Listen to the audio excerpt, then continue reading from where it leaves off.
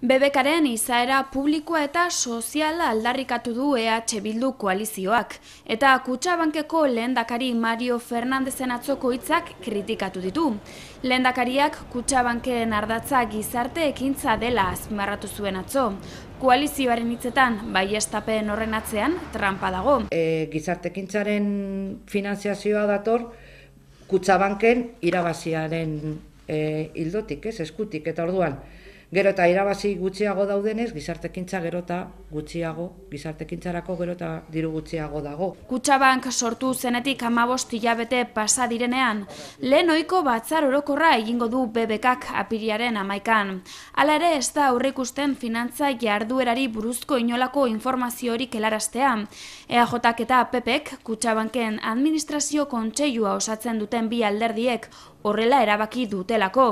Horrela, BBKako kontseilariek batzar orokorreko emaitzen informazioa eskuratuko dute bakarrik, eta horren arabera gizarte ekintza proposamena. Gainera eta EH Bildu koalizioak horrela eskatu badu ere, etxe kaleratzen gaia ez da batzarrean aztertuko. Hala ere EH Bilduk ez du erantzun bera jaso Vitalen aldetik, eta Vitalen batzarrean gaia jorratuko dute. Bitxia iruditzen zaigu, PP gehiengoa duen asanbladan onartu dutela ordezkariek eskatutako gai zerrendan sartzea eta PNVk ez duela horrelakorik onartu, ez?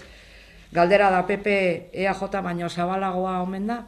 Gure ustez hemen EAJak badu, nun eta zer hausnartu. BBKak gizarte beharrekiko duen sentikortasun eza, etxe kaleratzen inguruan beti izan duen jarreragaz argi geratu dela salatu du EH Bildu koalizioak. Izan ere eta koalizioak azaldu duenez, 2010 urtetik darama BBKak Bilboko udal etxebizitzei 40 etxebizitza utzi dizkiola esaten, baina EH Bilduk salatu duenez, beti izan dira 40 etxebizitza bera. Horregaitik proposamen bat egin dio Kutxabankeri.